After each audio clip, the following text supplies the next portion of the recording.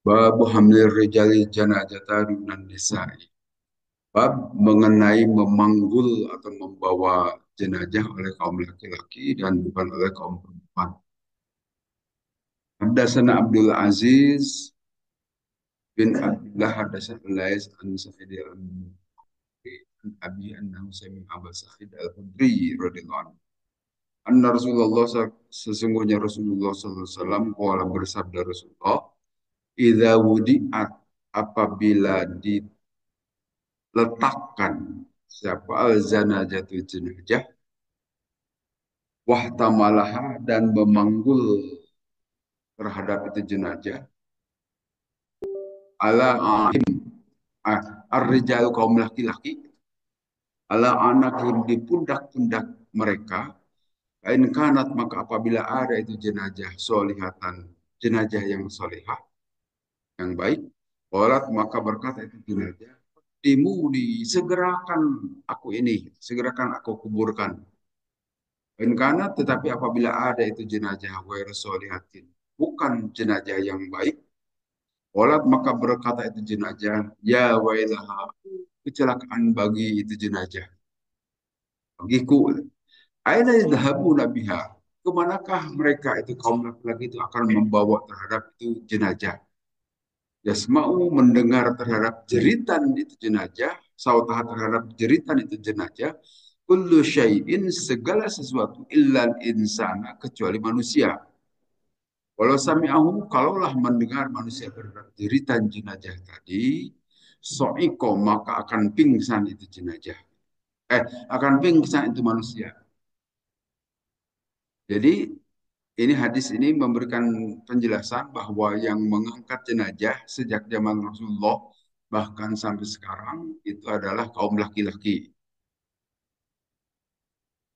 Walaupun ini bukan perintah langsung, tetapi pemahaman, mafhum muwafaqah dalam ilmu usul fikih.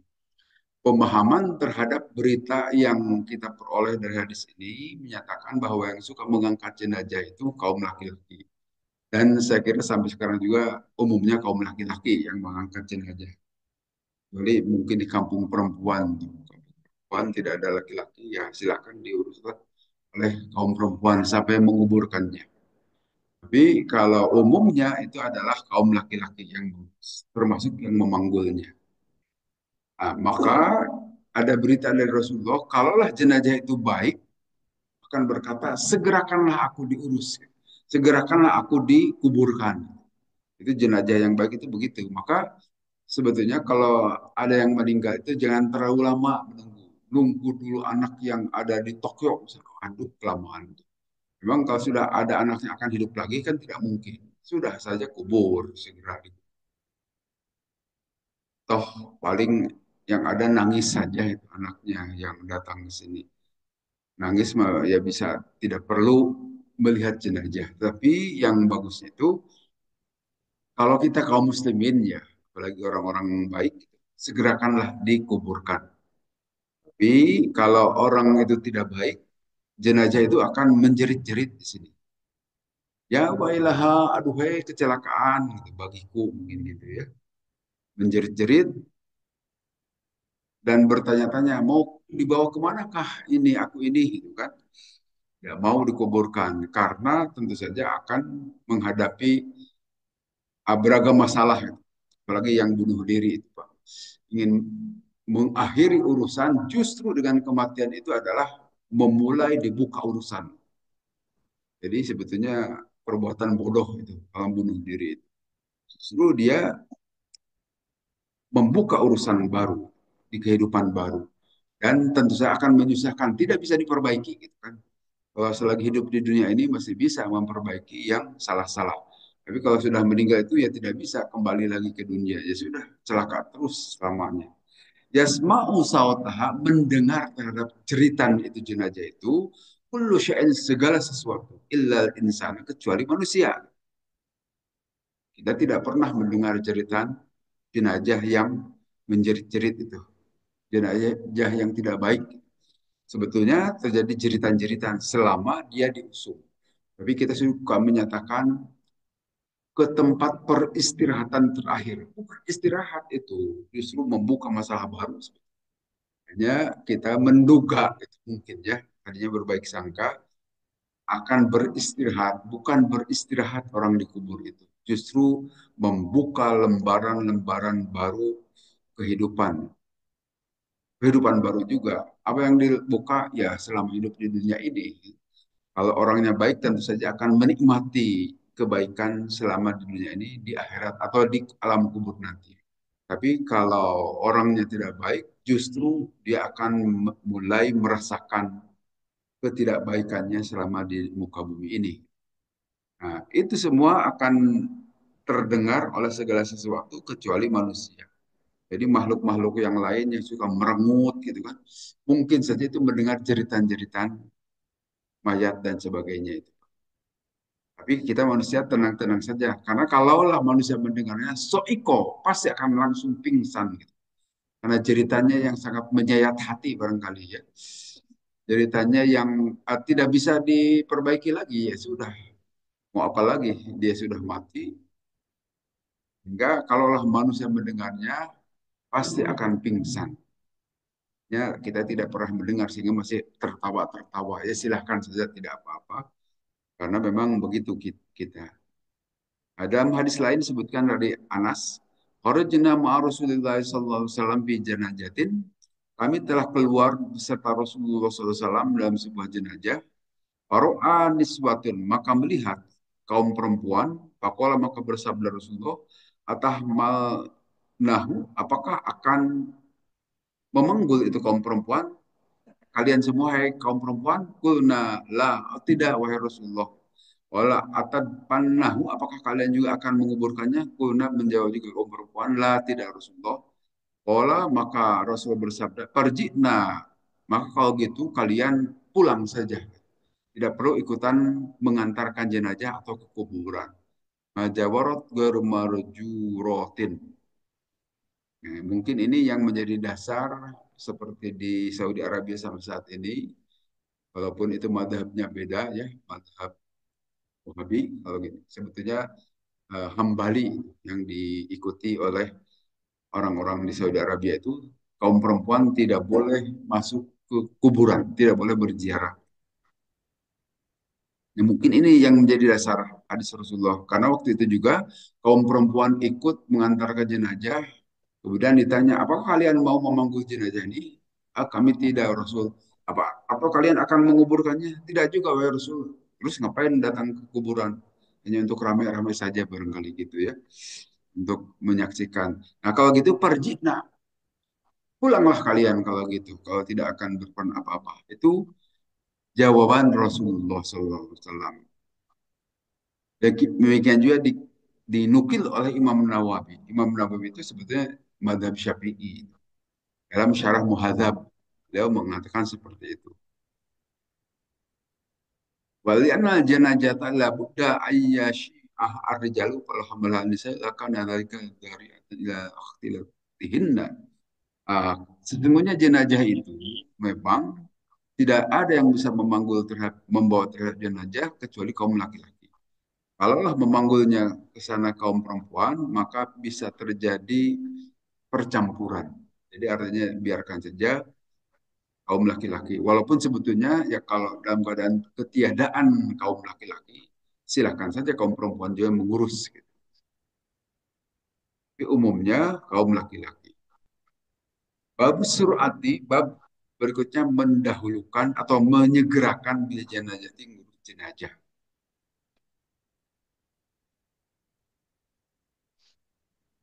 Wakola Anas dan berkata Anas bin Malik radhiyallahu anhu, sahabat ajudan Nabi lah Sayyidina Anas itu. Artinya ajudan itu sangat dekat dengan Nabi. Antum musyayyi'una, apakah kalian kaum laki-laki akan memanggul itu jenazah? Wamshi baina yadaiha, berjalanlah di depan jenazah, wa khalfah dan juga di belakang jenazah, wa an yaminha, juga dari kanan jenazah, wa an shimaliha dan juga dari kiri jenazah. Wa qala ghairu qariban minha, dan berkata yang lain silakan dekat terhadap jenazah berjalan. Jadi bagaimana kita pada saat mengantarkan jenazah itu? Apakah jalan di depan jenazah, jalan di belakang jenazah, di sebelah kanan atau sebelah kiri jenazah? Itu nanti banyak pendapat para ulama di sini terkait itu. Nah, ini salah satunya hadis dari Nabi. Hadatsana Ali bin Abdullah hadatsana Sufyan qala hafadna min az-Zuhri an Sa'id bin Al-Musayyab an Abi Hurairah dari Abi Hurairah radhiyallahu anhu an Nabi dari Nabi sallallahu alaihi wasallam qala bersabda Nabi asri'u segerakanlah oleh kalian semua bil janajati dengan jenazah itu. Fa in taku maka kalau ada itu jenazah solihatan jenazah yang baik, yang soleh, wa khairun, maka itu lebih baik qaddimunaha kalian semua menyegerakan untuk menguburkan jenazah ilahi terhadap kuburan. Wa iyyaku dan apabila ada jenazah itu siwadalik tidak baik, fasyarrun maka keburukan tadaunahu yang kalian simpan terhadap yang ada di jenazah itu andrikobikum dari tanggung jawab kalian semua. Jadi lebih baik segerakan jenazah itu dikuburkan, jangan terlalu lama. Jangan seperti kebiasaan agama-agama lain itu kan dibiarkan jenazah itu sampai berhari-hari bahkan berpekan-pekan sampai mungkin sebulan dan seterusnya. Nah, dalam ajaran Islam itu segera kuburkan. Walaupun pada saat Nabi Shallallahu Alaihi Wasallam meninggal dunia lama juga beliau dikuburkan. Beliau meninggal hari Senin, para sahabat bukan yang sibuk ngurus jenazah Nabi, tetapi sibuk ngurus kepemimpinan, kan? Musyawarah urusan siapa pengganti Nabi tentang khalifah. Baru nanti setelah selesai jenazah Nabi diurus, dikuburkan baru hari Rabu. Jadi sampai 3 hari juga Nabi SAW tidak dikuburkan karena para sahabat sibuk urusan kepemimpinan. Sampai terbengkalai jenazah Nabi. Padahal Nabi SAW memerintahkan supaya segera jenazah itu diurus, segera jenazah itu dikuburkan. Suila anil masyifil jenazah, waqala amamaha wa khalfaha, wa an yaminihi wa shimaliha. Ditanya pada saat kita berjalan mengantarkan jenazah, bisa di depannya silahkan, amamaha di depan itu jenazah, wa khalfaha dan juga kita bisa berada di belakang jenazah, wa an yaminiha bisa juga kita berada di sebelah kanan jenazah, wa syamaliha dan juga boleh kita berada di kiri jenazah. Jadi bebas-bebas saja. Ini dari Anas bin Malik. Dari Anas bin Malik ditanya perihal bagaimana mengantarkan jenazah itu. Apakah kita berada di depannya, di belakangnya, sebelah kanan atau kiri, silahkan dimanapun boleh. Pada saat kita mengantarkan jenazah, kalau itu jalan kaki, dan saya kira kita juga begitu kan, kalau ke Cikutra mesti seperti itu, macam-macam. Jenazah itu bisa di belakang kita, bisa juga di depan kita, sebelah kanan atau kiri. Kata Anas bin Malik, silahkan saja, boleh-boleh saja. Pak Amar bil janazati fa wadu'at summa romahum bil hijarah. Summa tamawilahi. Nah, kemudian di sini disebutkan jenazah itu disimpan. Summa romahum. Kemudian mereka romahum itu melempari. Masa iya ya? Bil hijarah dengan batu. Tapi betul kata-kata ini. Hatta mau sehingga mereka berkumpul. Wallahu alam ini apa maksudnya. Wala baina yadahi wa khalfaha. Nah, pada saat mengantarkan jenazah itu bisa di depannya, wa khalfaha bisa di belakangnya, wa an yaminiha bisa dari sebelah kanannya, wa an shimaliha juga bisa di sebelah kirinya. Kalau itu jalan kaki, kalau pakai mobil di depan atau di belakang, jauh. Ar-Raqib khalfal zanajah wa masyihasu sya'a. Yang mengantar jenazah menggunakan kendaraan harusnya di belakang jenazah. Kalau bawa mobil mungkin di sini. Ini juga dari hadis marfu dari Ibnu Hibban. Ya, para pengantar jenazah kalau menggunakan kendaraan silakan di belakang jenazah. Tapi kalau yang jalan kaki silakan saja haitsu syaa dimanapun dia. Mau di belakangnya silakan, mau di depannya juga boleh. Di samping kanan atau kiri juga silakan. Inna in kana fi jenazah nisaan masa amamah. Nah, tapi kalau yang mengantar jenazah itu kaum perempuan, sebaiknya kaum perempuan itu berada di depan jenazah. Tapi kalaupun tidak, silakan di belakang jenazah. Kalau kaum perempuan mau ikut mengantar. Jumhur tetapi kesepakatan para ulama ala anna masya amamaha abdul. Tapi kesepakatan para ulama kalau kita mengantarkan jenazah kita di depan jenazah itu lebih utama. Silakan kita lebih dahulu jenazah di belakang. Kalau jalan kaki, silakan itu lebih utama menurut para ulama jumhur di sini. Fal jumhur ala anna masya amamaha abdul. Menurut jumhur ulama bahwa kalau jalan kaki di depan jenazah afdol itu lebih utama. Al-masyi wal baha afdalu minal masyi amamaha kapal di salat jamaah ala salat depan. Nah, namanya juga pendapat ulama beda-beda. Kalau menurut Abdurrahman bin Abzi disebutkan bahwa jalan di belakang jenazah afdalu lebih utama katanya gitu. Minal masyi kalau itu kita jalan kaki. Amamaha di depan itu jenazah. Kapal di sholat jamaah ala sholat fardhu umpama keutamaan sholat jemaah dibanding dengan sholat sendiri. Di berjalan di belakang itu sama seperti sholat berjamaah 27 kali lipat dibanding kalau kita mengantar jenazah ada di depan jenazah. Ini pendapat ulama ya bisa beda-beda. Demikian juga itu ucapan Imam Auza'i dan Imam Abu Hanifah. Silahkan saja kalau menurut hadis tadi, menurut Sayyidina Anas, mau di depannya, mau di belakang, kanan, kiri, silahkan. Walaupun ada pendapat ulama, jumhur mayoritas ulama, di depannya lebih utama. Kemudian bil Isra'i menyegerakan jenazah itu syiddatul masyi ala dhalik. Artinya jalannya harus agak cepat. Salah satu bentuk menyegerakan menguburkan jenazah itu jalannya jangan terlalu santai, tapi dipercepat. Nah, itu menurut pendapat Imam Hanafi, madhab Hanafi. Syafi'i wa jumhur al-murad bin Isra'i ma papa sajatul masyi al-mu'tad. Tapi menurut pendapat Imam Syafi'i, ulama bahwa yang dimaksud dengan al-isra menyegerakan itu adalah berjalan di atas kebiasaan. Jadi kalau menurut Imam Hanafi itu mungkin setengah lari, jalan setengah lari. Menurut Imam Syafi'i itu ya jalannya agak dipercepat dari biasanya. Jadi jangan terlalu santai, dipercepat saja. Itu pengertian al-isra, menyegerakan.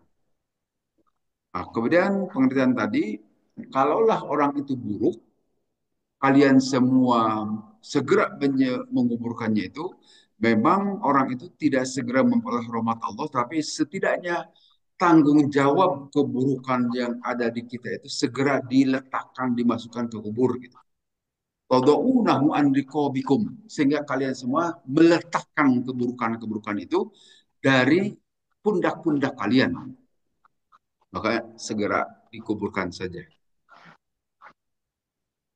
Nah, kemudian di hadis yang lain disebutkan untuk menyatakan bahwa kita harus segera menguburkan jenazah. Idza mata ahadukum fala tahbisuhu wa asri'u bihi ila qabri. Apabila mati salah seorang di antara kalian, fala tahbisuhu maka jangan ditahan, jangan kalian tahan. Artinya jangan ditahan di rumah kelamaan. Wasri'u dan segerakanlah oleh kalian bihi dengan itu mayat tadi ila qabri ke kuburan. Jadi sepakat di sini dari hadis-hadis Nabi bahwa harus disegerakan mengurus jenazah. Kalau dari sini nanti bisa dianalogikan barangkali ngurus warisnya juga jangan terlalu kelamaan. Bahkan tidak diurus-urus warisnya. Harus segera diguar waris. Tapi urusan ini kita lalai umumnya di kita ya. Itu dibiarkan saja sampai pada meninggal lagi ahli waris. Padahal mirip-mirip dengan ngurus jenazah harus segera. Sebelum ahli waris meninggal, segera diurus. Bukan harus dijual barang itu. Paling tidak milik siapa. Karena begitu seorang meninggal itu hilang kepemilikannya. Dan kepemilikan itu jatuh ke ahli waris. Nah, ahli waris itu segerakan bagian sekian, sehingga walaupun rumah itu satu, pemiliknya adalah ahli waris dengan bagian masing-masing berbeda-beda. Bukan milik yang sudah meninggal. Dengan seperti di Tarogong Garut tuh, di sawah, saya sampaikan, sawah ini milik almarhum Haji Anu. itu sudah tidak berlaku itu. Dia sudah meninggal, sudah tidak punya kepemilikan lagi. Sudah meninggal itu milik ahli waris, harus segera dibagikan. Jadi ya tidak mengerti itu. Ya begitulah kondisi kaum muslimin di Indonesia. Banyak yang belum paham urusan-urusan. Babu qol mayit bahwa ala janah qaddimuni. Dan ini bab mengenai ucapan mayit, segerakanlah aku. Hadasan Abdullah bin Yusuf, hadasan Al-Lais, hadasan Sa'id an Abihi, annahu sami'a Aba Sa'id Al-Hudri. Terdengar Abi Sa'id Al-Hudri radhiyallahu anhu, qala berkata Abu Sa'id, karena ada an-Nabi Nabi sallallahu alaihi wasallam yaqulu bersabda Nabi, idza wudi'at, apabila diletakkan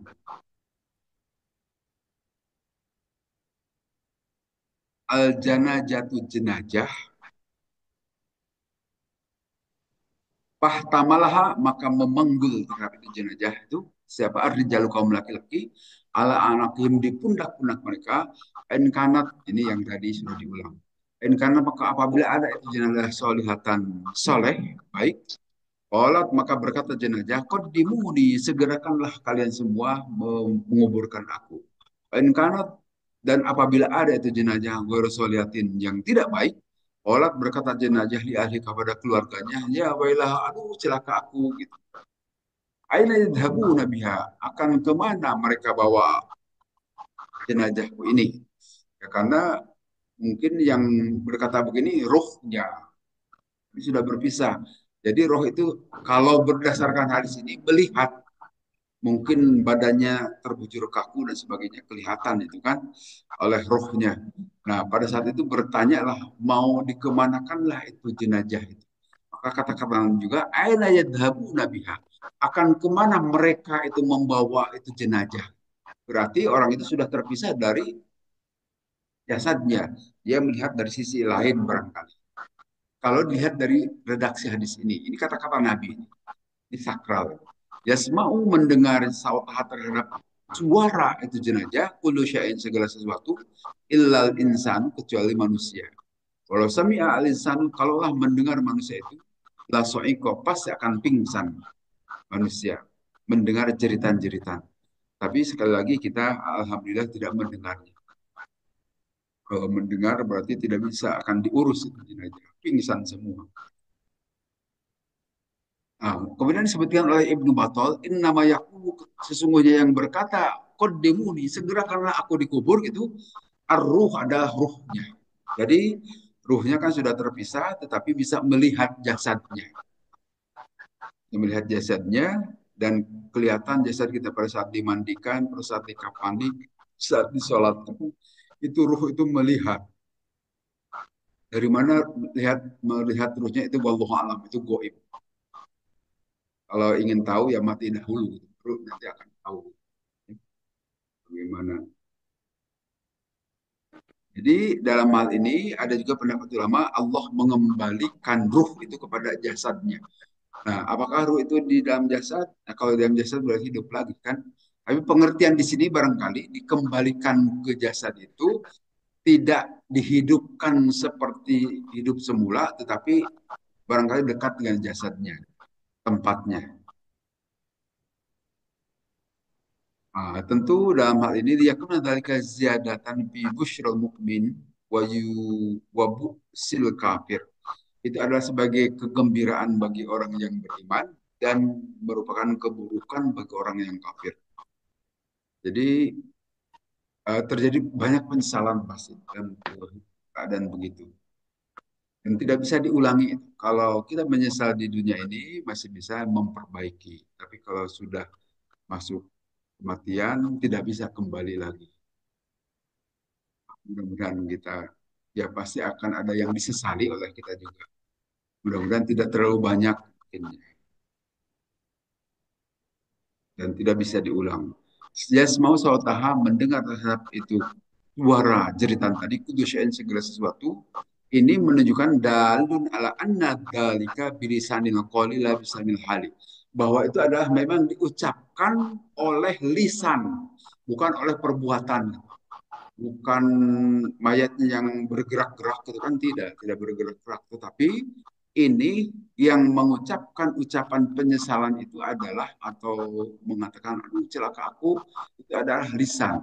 Tetapi yang mengucapkan itu adalah ruh alam goib sehingga wajar manusia tidak mendengar karena beda alam. Nah, yang bisa mendengar itu adalah makhluk-makhluk yang lain. Wallahu alam ya, makhluk lain itu diberi kemampuan oleh Allah. Walaupun makhluk lain juga tidak goib, tapi mendengar. Yang tidak mendengar itu adalah manusia. Dan nanti dalam keterangan hadis lain, jin juga tidak yang dikecualikan karena yang ditaklif, artinya yang diberi tanggung jawab beban itu adalah manusia dan jin. Jadi nanti kalau mendengar mungkin semuanya beriman gitu. Tidak ramai lagi dunia kalau semuanya beriman. Jadi baik semua kan. Nah, biarlah supaya dunia ini ramai macam-macam isinya. Ada yang beriman, ada yang kufur. Memang itulah tujuan dunia.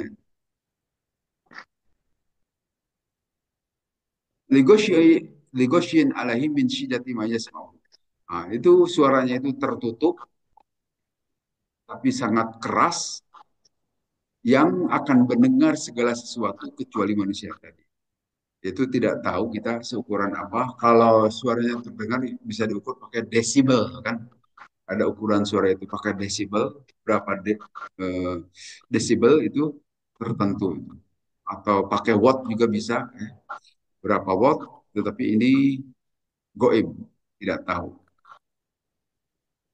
Wastadalla bi ala anna kalamal mayyiti yasma'u kullu hayawanin nautikin wa ghairi nautikin.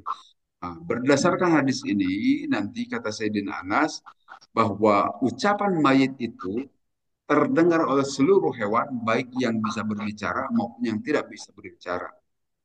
Artinya di sini, seperti para malaikat, jin dan manusia juga mendengar. Mungkin jin dan manusia yang mendengar itu manusia yang sudah meninggal juga barangkali. Kalau manusia yang hidup kan tadi tidak bisa mendengar. Tapi wallahu alam kalau manusia yang sudah meninggal barangkali mendengar juga terhadap jeritan-jeritan tadi. Dan lima karena semua yang berbicara itu ruhnya. Wa inna yasma'ar ruhu bin man huwa ruhun misl. Nah, yang bisa mendengar terhadap suara ruh itu ada ruh juga. Jadi kemungkinan manusia yang sudah meninggal juga mendengar terhadap jeritan orang-orang yang sudah meninggal. Jadi sangat ramai sekali barangkali di alam kubur, jeritan-jeritan itu pasti banyak, terutama dari orang-orang kafir. Saya yakin, kita yakin bahwa itu pasti akan menyesal dan menemui kebenaran yang sebenarnya itu setelah kematian. Pada saat meninggal, pada saat kita masih hidup, masih bisa menolak karena kita belum yakin dengan alam kehidupan ini. Tapi kalau sudah meninggal, itu pasti kebenaran hidup itu akan terlihat. Kemudian di bab berikutnya, babu mansop pasop kaini au salah satan ala jenajah. Sop pada saat sholat jenajah. Berapa sop yang diharuskan? Hadasan Musaddad an Abi Awana an Qatadah atau an Jabir bin Abdullah radhiyallahu anhu anna Rasulullah sungguhnya Rasulullah SAW sholat Nabi ala Najasyi ke Raja Najasyi fakuntu maka aku ada pisop pisani berada di saf kedua awis salisi atau saf ketiga. Ini menurut Jabir bin Abdullah. Dia sahabat Nabi orang orang Madinah kaum Ansor gitu. Nah, pada saat Nabi SAW menyolatkan Raja Najasyi, itu dibuat beberapa saf. Dan nanti ada penjelasan di sini bahwa pada saat menyolatkan Raja Najasyi itu tidak di masjid Nabi, tapi di lapang, di tempat terbuka, sholat jenazah. Sehingga berdasarkan ini juga boleh saja kita menyolatkan jenazah tidak perlu di masjid, di rumah pun boleh, di lapangan pun silakan saja. Nah kita tahu Raja Najasyi itu kan ada di Ethiopia, di Afrika, terpisah laut merah. Tetapi Raja Najasyi ini adalah raja yang masuk Islam pada saat ada penjelasan dari Sayyidina Ja'far bin Abi Thalib. Dibacakan surat Maryam penjelasan mengenai Nabi Isa alaihissalam. Siapa Nabi Isa itu? Maka Raja Najasyi beriman. Tetapi keberimanannya itu hanya beliau saja sendiri, rakyatnya tidak beriman.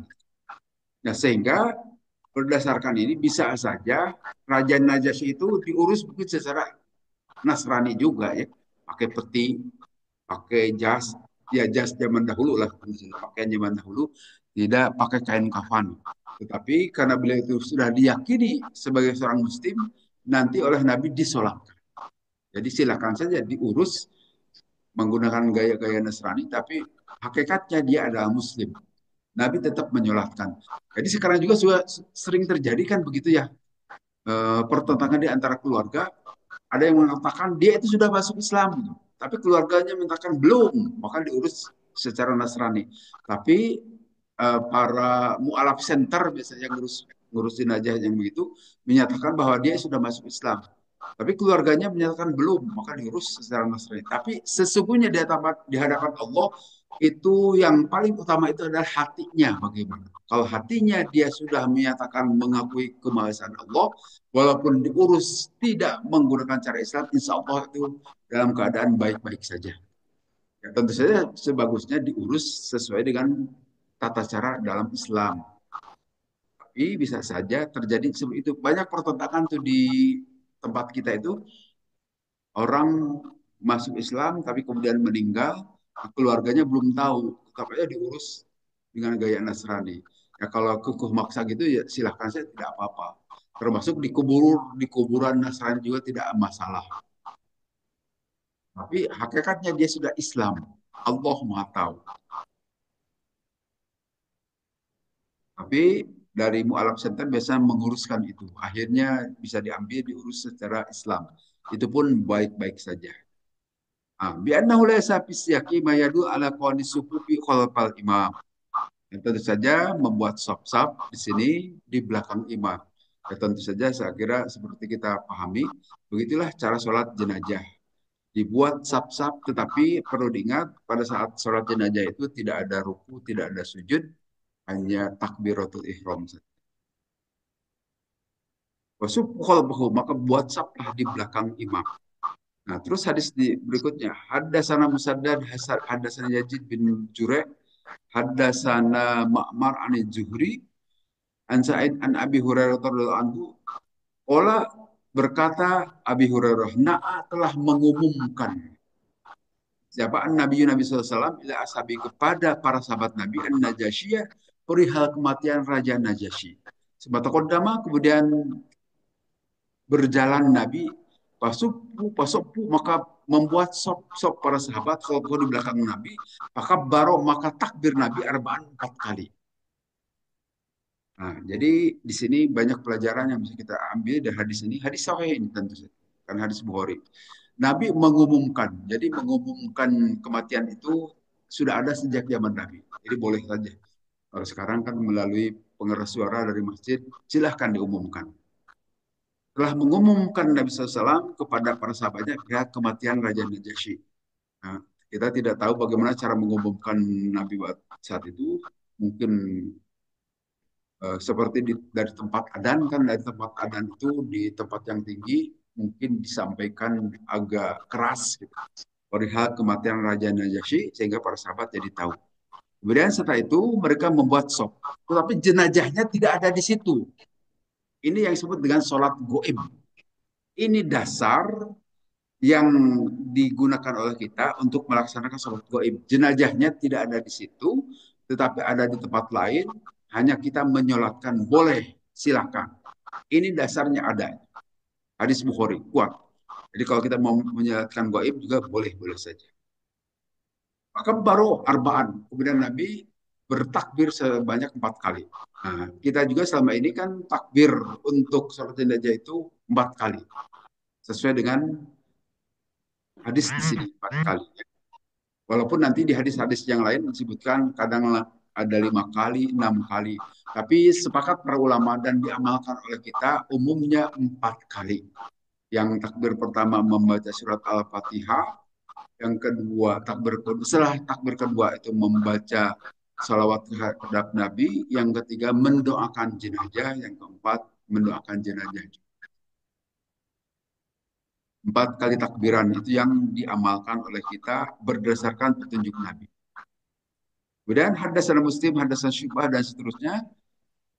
Akhbaroni telah mengabarkan man orang syahidah yang menyaksikan itu orang an-nabiy kepada Nabi SAW annahu bahwa sesungguhnya Nabi telah datang Nabi ala qabri min manbudin ke sebuah kuburan yang terpisah. Wasafahu maka Nabi membuat sab terhadap para sahabat, wakabbaro dan takbir Nabi itu arba'an 4 kali. Kultu aku berkata, ya Aba Amrin, wahai Abu Amar, waman haddasaka, siapa yang membacakan hadis kepadamu? Pola berkata Aba Amar, Ibnu Abbas radhiyallahu anhu.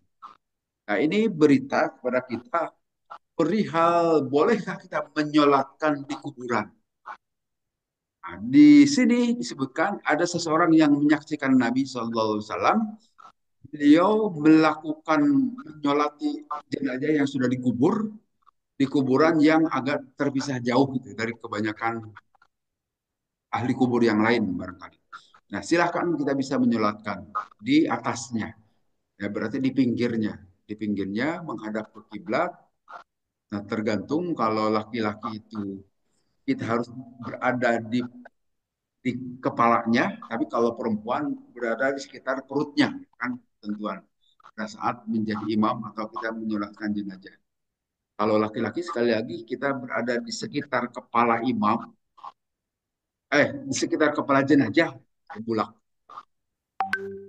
Ada di sekitar kepala jenazah, tapi kalau jenazahnya perempuan kita berada di sekitar perut jenazah saat jadi imam. Bedakan.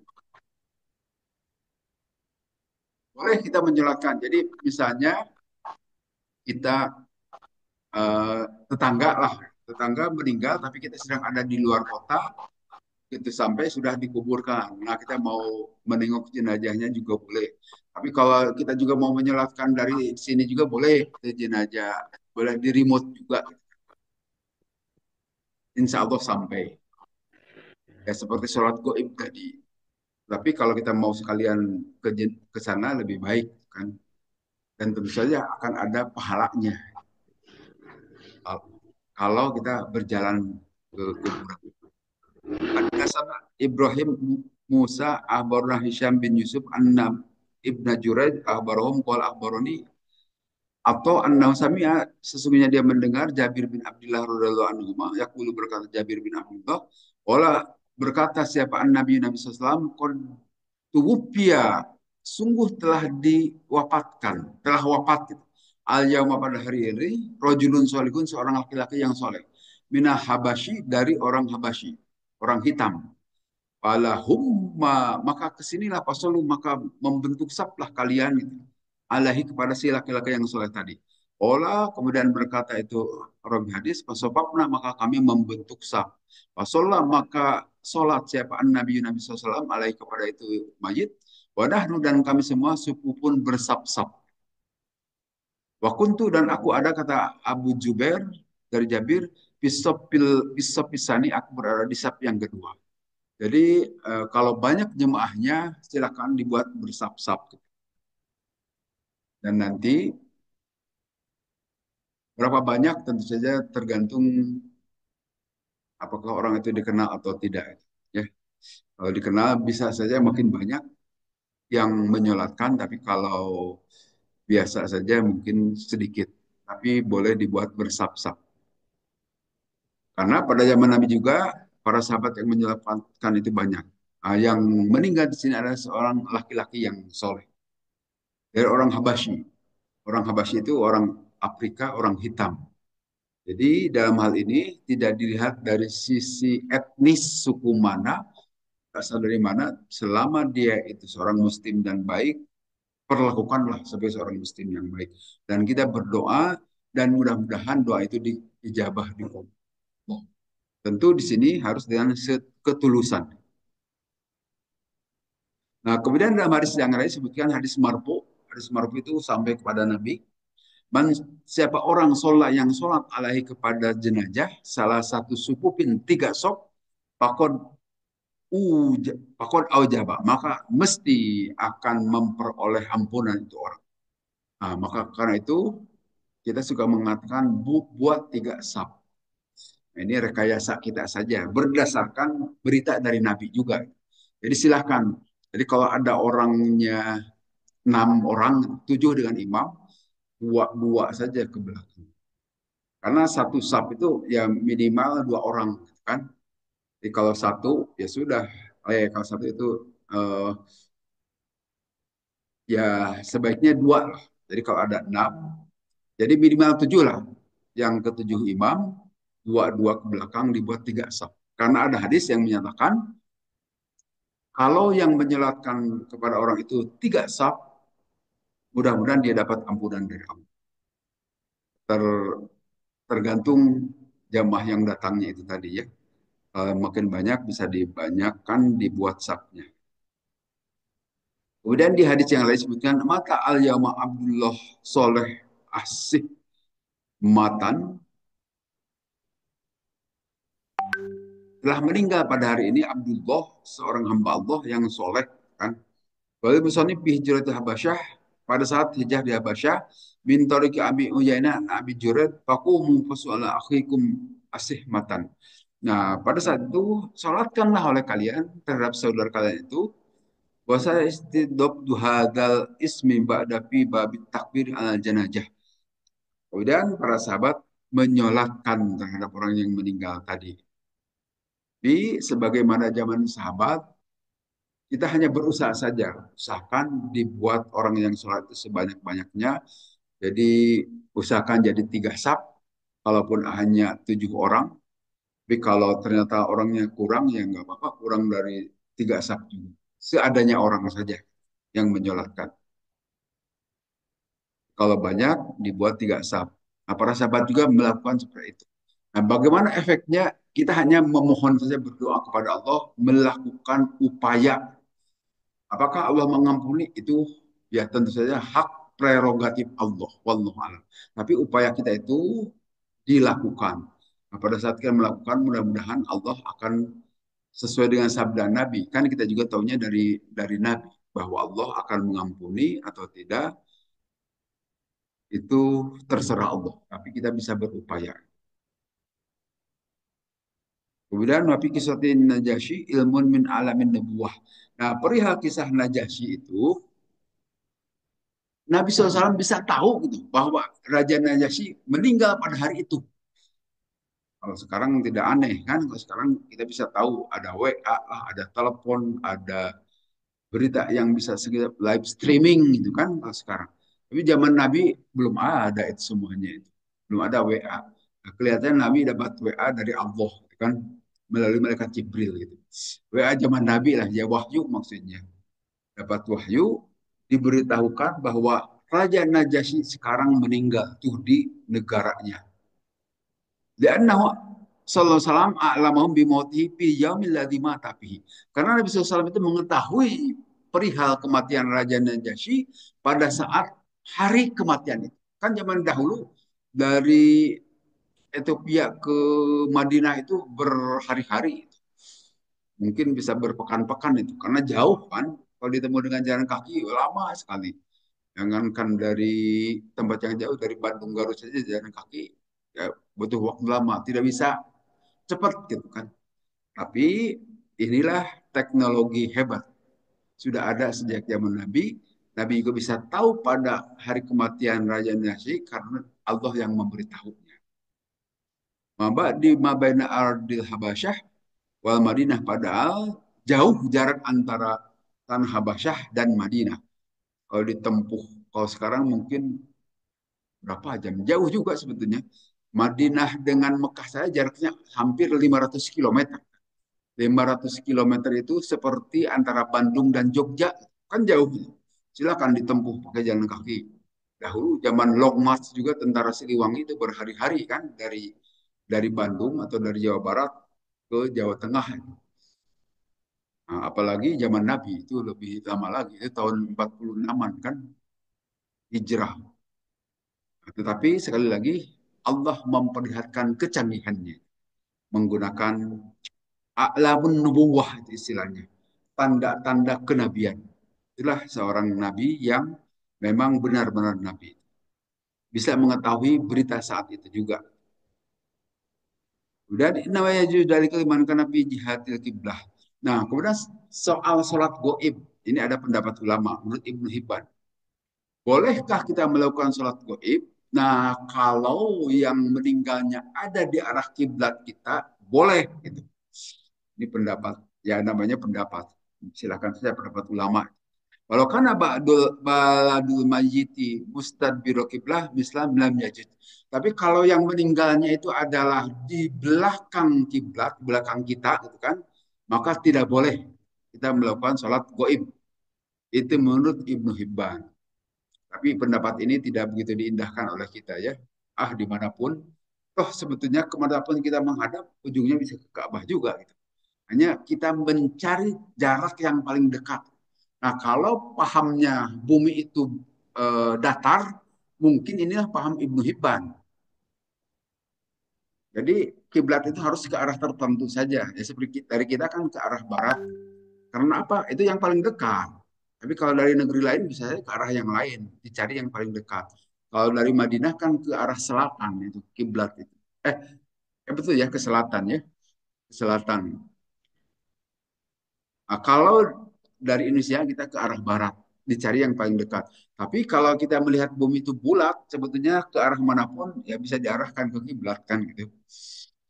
Nah, kalau sekarang yang kita pegang itu ada seperti itu karena bumi bulat. Bisa jadi pendapat Ibnu Hibban itu berpendapat bahwa bumi itu adalah bumi masih datar. Sehingga kalau kita beda arah tidak akan sampai ke Ka'bah. Barangkali begitu. Tapi pengetahuan sekarang menyatakan bumi itu bulat. Jangan jauh-jauh, buktinya apa? Lihat saja bulan tuh. Bundar, bulan itu datar atau bulat bisa dilihat. Demikian juga dalam proses gerhana. Dalam proses gerhana itu nampak bahwa dalil bumi itu bulat, matahari bulat, dan kemudian bulan bulat terlihat oleh kasat mata. Jangan pakai pengetahuan jelimet. Dari pengetahuan kasat mata aja kelihatan bahwa bumi itu bulat. Ya bulat pengertiannya bukan bundar. Beda kan bundar dan bulat. Kalau bulat itu seperti bola, gitu kan? Bentuknya bola dan ada isinya. Tapi kalau bundar itu ya seperti meja, meja bundar, hanya bundaran saja, tapi belum tentu bulat. Pengertian kita itu adalah bumi itu bulat, bukan sekedar bundar. Kalau bundar kita diyakinkan dengan pada saat terjadi proses gerhana matahari atau bulan. Kan kelihatan, sehari-hari juga kelihatan matahari itu kan bulat, bundar gitu kan ya. Demikian juga bulan. Nah, menurut pendapat Ibnu Hibban begitu. Kalau yang meninggal itu katakanlah seperti di wilayah Surabaya, itu kan di timur kita ya, tidak perlu sholat goib. Tapi kalau yang meninggal itu di Jakarta, boleh sholat goib karena ada di tempat di arah kiblat. Sekali lagi pendapat ini tidak pernah diindahkan oleh kita. Yang penting itu sekali lagi dimanapun meninggalnya. Coba pada saat itu Afrika itu sebetulnya ada di sebelah kiri Madinah kan. Sedangkan Mekah itu ada di sebelah selatannya. Jadi menghadap. Jadi bukan di arah kiblat juga itu Ethiopia saat Nabi SAW menjelaskan. Toh tidak begitu juga Nabi. Yang penting sholatkan saja, silahkan. Walaupun Ethiopia atau Habasyah itu tidak ada di arah kiblat, Nabi tetap menyolatkan. Nah, itu pendapat yang kita anut saat ini. Dimanapun meninggal, kalau kita mau menyolatkan goib, silahkan. Kemudian hadis berikutnya. Bagaimana anak-anak boleh menyolatkan tidak? Hadasana Musa bin Ismail, hadasana Abdul Wahid, hadasana Ashibani an Ami an Ibn Abbas radhiyallahu anhuma.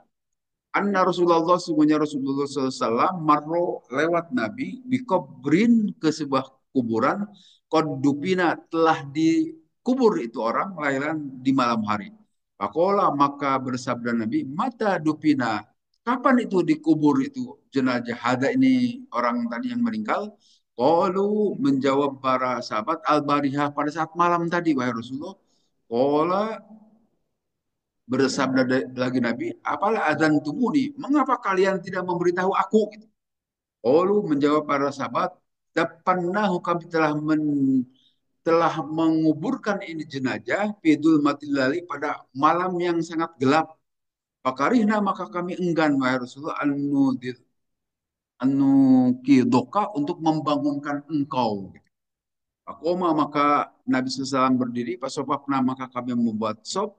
Qalbahu di belakang Nabi, Qala berkata Ibnu Abbas, wa anna bihim, aku pun ada beserta Nabi. Fasollah maka sholat Nabi alaihi kepada itu kuburan. Jadi ini berita kejadian, maklumlah kehidupan sosial begitu kan. Ada yang meninggal karena Nabi menyuruh barangkali segera dikuburkan, maka dikuburkanlah itu jenazah. Tapi sesungguhnya itu masih tetangga Nabi. Hanya para sahabat enggan mungkin memberitahu Nabi karena pada terlalu malam Nabi dalam keadaan sedang tidur barangkali ya.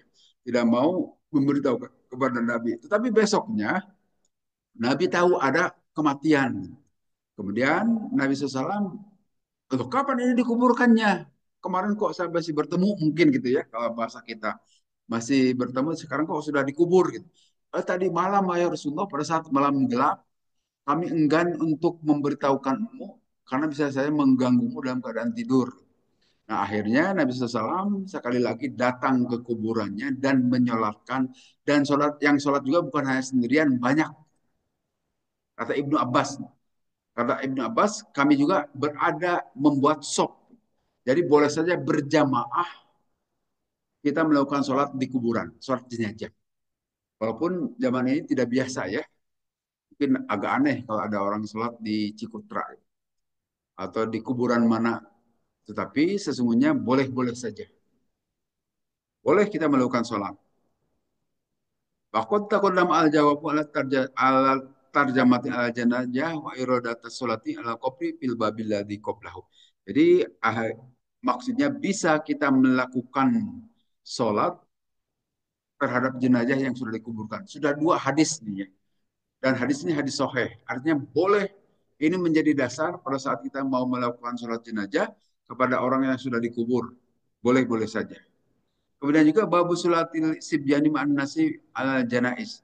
Bolehkah anak-anak melakukan sholat terhadap jenazah? Di sini disebutkan ada babnya. Jadi boleh saja anak-anak juga ikut menyolatkan. Nah, tentu pengertian anak di sini yang belum balik. Misalnya usia di bawah 15 tahun, kalau di perempuan, kalau di laki-laki mungkin 12 tahun ya. Ya pokoknya sebelum mimpi basah lah. Usia 10 tahun, 9 tahun juga boleh-boleh saja menyolatkan. Kemudian hadis berikutnya, bab sunnah sholat al janajah. Bab sunnah sholat terhadap jenazah. Oh, sallu ala sahibikum. Nah, Nabi SAW menyuruh, sholatkanlah terhadap saudaramu itu. Sallu ala najasyi. Jadi perintah ini. Perintah ini. Ini fil amar lah kalau dalam ilmu sorof itu. Perlu diketahui, kalau dalam bahasa Arab itu jelas. Mana kata perintah, mana kata yang akan datang atau saat ini, dan mana yang sudah masa lalu. Kalau dalam bahasa Indonesia kan tak jelas. Seperti saya makan. Nah, kapan makannya itu bisa sudah makan, bisa akan makan, atau sedang makan. Nah, harus ditambahi kata-kata itu kan sudah makan, tapi kata makannya tetap saja kata makan. Nah, dalam bahasa Arab itu dibedakan, dibedakan. Seperti solu, solu itu perintah soli lah kalau dalam bahasa. Kalau solo itu untuk jamak, kalau untuk satu itu soli, sholat langkau. Tapi kalau sholat, dia sudah sholat masa lalu. Tapi kalau yusolli, dia sedang atau akan sholat. Tapi kalau perintah soli, maka untuk jamak itu solu, sholatlah kalian, itu beda bentuk-bentuknya. Itu dalam bahasa Arab. Dalam bahasa Inggris sama juga. Tapi kalau dalam bahasa Inggris itu dikenal kata kerja ke satu, kedua, ketiga yang menyatakan past tense masa lalu, present tense saat ini, dan future tense masa yang akan datang kan dalam bahasa Inggris. Dalam bahasa Indonesia tidak dikenal. Tapi yang unik itu bahasa Arab. Itu jelas perbedaannya itu. Sehingga dari sini kita bisa menafsirkan solbu itu kata perintah. Sehingga kenapa waktu itu saya soal untuk Abu Sangkan, mana perintah khusyuk dalam Al-Quran?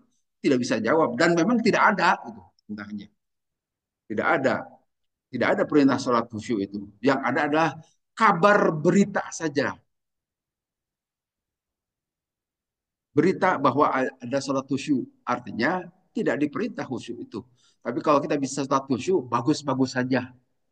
Karena tidak ada, silahkan cari di Al-Quran. Ada tidak perintah khusyuk. Demikian juga dalam hadis Nabi, tidak ada. Tapi bahwa berita tentang khusyuk dalam Al-Quran banyak ada. Tapi bukan perintah. Perlu dibedakan. Sehingga jangan buat khusyuk itu sebagai bisnis. Tapi yang paling utama itu berjamaah. Kalau berjamaah banyak perintah Al-Quran maupun di hadis. Itu kemarin saya klarifikasi ke Abu Sangkan. Langsung ke tokohnya. Tidak bisa jawab juga dia. Nah, di sini sallu ala sahibikum. Salatlah, salatlah kalian terhadap sahabat-sahabat kalian. Jadi ada perintah. Kita harus melakukan salat terhadap jenazah. Silahkan lakukan salat. Walaupun nanti pada prakteknya Nabi itu milih-milih. Kalau jenazahnya masih punya utang, tidak mau Nabi menyolatkan. Sampai ada yang mau menanggung hutangnya. Jadi sebaiknya kelihatannya nanti berikutnya berdasarkan dari berita-berita dari Nabi, sebaiknya pidato dari keluarga itu sebelum disolatkan. Memberitahukan siapa yang punya hutang dengan jenazah, hubungi kami keluarganya. Jadi sebagusnya jangan setelah sholat. Sama ini kan kita setelah sholat ya. Nah, kalau contoh dari Nabi, sebelum sholat, Nabi minta dulu siapa yang akan menanggung hutangnya. Baru setelah ada yang mau menanggung hutangnya, disolatkan itu jenazah. Berdasarkan sekali lagi dari sejumlah hadis itu mungkin ke depannya itu ya kalau ada di sini jadi pidato dari keluarga itu sebelum sholat saja karena ada jaminan keluarga yang akan menanggung hutang-hutang ataupun beban apapun dari jenazah setelah itu baru kita sholatkan selama ini kita terbalik kita sholatkan dahulu setelah itu pidato ya dari keluarga saya kira itu yang sesuai dengan hadis Nabi. Nah, kita amalkan nanti langsung Pak siapa yang akan duluan meninggal. Ya, tentu saja nanti kalau ada yang meninggal kita begitu kita umumkan dahulu dari keluarganya, kemudian kita sholatkan supaya seperti Nabi. Nabi itu mau menyolatkan kalau sudah ada yang menanggung, biar sesuai sunnah Nabi. Kemudian hadis berikutnya, hadis ini sama.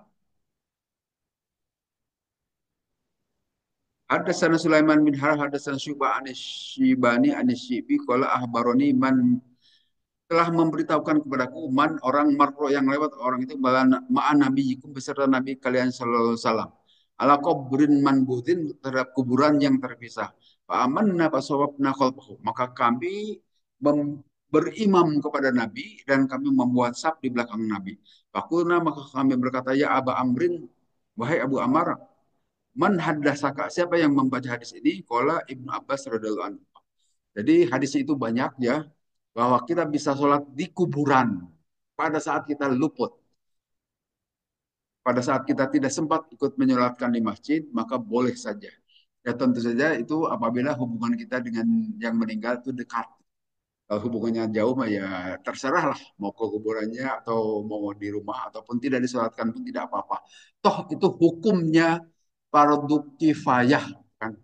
Fardu kifayah itu artinya kalau sudah dilakukan oleh kaum muslimin yang lain, sudah gugur kewajiban itu dari kita. Bukan fardu ain. Perlu dipahami ini. Fardu kifayah artinya cukup dilakukan oleh sebagian kaum muslimin. Tapi kalau semuanya tidak melakukan, berdosalah semuanya. Jadi silakan sebagian dari kita kaum muslimin menyolatkannya. Kemudian masih ada dua hadis terakhir. Babu fadli tibai zanajah. Janaiz. Bab keutamaan mengantarkan jenazah. Waqala Zaid bin Sabit radhiyallahu anhu, "Idza shalaita faqad qadaita alladhi 'alaika." Apabila engkau menyolatkan jenazah, maka tentu saja sudah diputuskan kepadamu pahalanya itu. Waqala Humaid bin Hilal, "Ma'alimna ana jenazah idzan." Kami tidak mengetahui terhadap jenazah diizinkan tidak saya mengantarkannya. Walakin mansola siapa orang yang menyolatkan terhadap jenazah sumaruja kemudian dia pulang tidak ikut mengantarkan falahu maka bagi dia kirotun dapat satu kirot Nah, hadisnya begini. Haddatsana Abu Nu'man, haddatsana Jarir bin Hazim, qala sami'tu Nabi'an Yakulu berkata Nabi, hadasa telah membacakan hadis Ibnu Umar, an Abu Hurairah, sungguhnya Abu Hurairah radhiyallahu anhum, Yakulu berkata Abu Hurairah, man siapa orang tabi'ah yang mengikuti orang jenazatan kepada jenazah, palahu maka bagi orang itu kirotun memperoleh satu kirot. Pakola maka kemudian berkata lagi itu Abu Hurairah, Abu Aksarom membanyakkan siapa Abu Hurairah alaiنا kepada kami membacakan itu hadis. Jadi ini adalah soal pahala. Nanti dalam hadis-hadis lain disebutkan siapa orang yang memandikan dapat satu kirot. Nah, yang paling banyak makan untuk kirotnya ya. Dan yang lain-lainnya ada juga dibantukan oleh yang lain. Itu memandikan jenazah itu dapat pahala. Selain dapat kita dari keluarganya mungkin dikasih juga ya. Mudah-mudahan.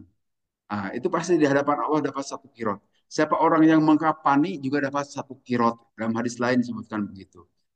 Siapa yang menyolatkan juga dapat satu kirot. Kemudian mengantarkan jenazahnya dapat satu kirot. Itu besar sekali pahalanya. Nanti dalam hadis lain disebutkan satu kirot itu seperti apa, kan? Satu kirot itu diumpamakan seperti Jabal Uhud, Gunung Uhud. Gunung Uhud itu yang ada di Madinah. Nah, kalau yang sudah haji atau umroh mesti pernah ziarah ke Jabal Uhud. Karena itu salah satu tempat ziarah jamaah haji. Jabal Uhud itu besar, gunung besar itu yang dahulu juga tempat terjadinya peperangan Uhud tuh di situ. Tapi di depannya itu ada Jabal Rumat, Jabal yang digunakan oleh para pemanah Nabi saat itu. Agak kecil itu. Tapi kalau Gunung Uhudnya itu di belakangnya besar sekali. Jadi satu kirot itu kata Nabi sama dengan satu Jabal Uhud. Berarti kalau berkali-kali, oh, banyak pahalanya sebesar Jabal Uhud. Asal ikhlas, tulus. Insya Allah akan memperoleh pahala yang demikian besar. Jadi pada saat kita punya waktu luang, silahkan mengantarkan jenazah. Mengantarkan di sini, kalau kita mau memulai dari memandikan boleh, dan ikut mekapani juga silahkan. Kemudian menyolatkan, itu yang bisa kita lakukan lebih banyak lagi. Dan lebih banyak lagi pada saat mengantarkan jenazah. Tetapi yang sangat dianjurkan nanti adalah ya kaum laki-laki. Kaum perempuan, ya silahkan sajalah kalau mau ikut di kita, boleh juga kan. Tidak ada larangan. Walaupun secara syariah, memang tadi seperti disampaikan dalam hadis Nabi. Suruh pulang lagi. Tetapi tidak dilarang. Nabi tidak melarang. Hanya sebaiknya, udahlah pulang saja kalian. Gitu kan. Toh tidak akan ikut menguburkan, tidak akan ikut menggotong jenazah juga. Dengan pulang saja. Kemudian di hadis terakhir, Wasod Dakot maka membenarkan. Siapa Aisyah itu Siti Aisyah, Abu Hurairah kepada Abu Hurairah, wakolat dan berkata Siti Aisyah, Sami itu saya telah mendengar Rasulullah kepada Rasulullah SAW, yakuluhu mengatakan Rasulullah kepada itu perihal pahala. Pahala. Pakola maka kemudian berkata Ibnu Umar radhiyallahu anhu, lakon parrotna piki korori tokasirotin. Sungguh kami telah mendapatkan kirot-kirot yang demikian banyak. Parrotu bayatu min amrillahi. Jadi maksudnya di sini Sayyidina Umar tentu sudah mengikuti sejumlah mengurus jenazah barangkali, maka akan memperoleh demikian banyak pahala. Asal jangan dibatalkan karena amal itu bisa batal itu gara-gara ya kita yang membatalkan. Ya seperti sodakoh itu. Kalau kita sudah sodakoh atau sudah menolong orang, jangan diceritakan itu Pak. Jangan menceritakan jasa itu kan. Hati-hati. Termasuk membangun masjid ini. Wah, saya yang berjasa membangun masjid ini. Nah, itu hilang pahalanya itu. Jangan dicerita-ceritakan. Atau kita sudah bersodakoh kepada seseorang, sudah mengurus seseorang sampai kita sekolahkan, sampai jujur gitu, sampai jadi orang gitu kan, jadi pejabat. Nah, jangan dibilang-bilang kalau bukan saya yang mengalahkan kamu, kamu tidak akan seperti ini. Nah, itu hilang pahalanya. Jangan dibilang-bilang, biarkan saja. Kalaupun dia tidak temulang tamak gitu kan, tidak berbuat baik kepada kita, biarkan saja. Toh Allah mah tahu bahwa dia itu jadi bisa begitu akibat sebab kita. Allah Maha tahu dan tentu akan ada pahala bagi kita, itu kan, yang telah menyebabkan dia jadi hebat. Kita memesantrenkan, kita menyekolahkan dan menjadikan orang, sebab kita tentu akan ada pahala di sisi Allah. Bahwa orang itu lupa terhadap kita, biarkan saja. Nah, biasanya kita tidak tahan. Biasanya kita tahan. Sehingga ngomong kemana-mana. Jangan itu. Tahan itu. Ucapan itu berbahaya itu. Bisa menghilangkan pahala yang sudah Allah berikan kepada kita. Dengan cara mengucapkan ke orang lain. Atau bil manni wal adha. Gitu. Manni wal adha itu mengucap-ucapkan dan menyakitkan. Kalau bukan tidak saya tolong, pasti kamu sudah begini-begini kan. Biarkan sajalah. Kalaupun dia seperti itu, Allah Maha tahu. Biarkan saja. Nah, itu tetapi kalau sekedar menceritakan seperti kata Ibnu Umar ini, bahwa dahulu saya sudah menolong demikian banyak mayat, kemudian memandikan dan sebagainya, boleh saja untuk pengetahuan kita. Tapi bukan karena dari hati itu, agul gitu bahasa kita itu. Atau apa ya, merasa ya menyatakan diri orang yang paling berjasa, hati-hati itu. Itu bisa membatalkan amal-amalan kita. Saya kira itu barangkali bahasan kita pada hari ini. Kalau ada diskusi mangga, kalau tidak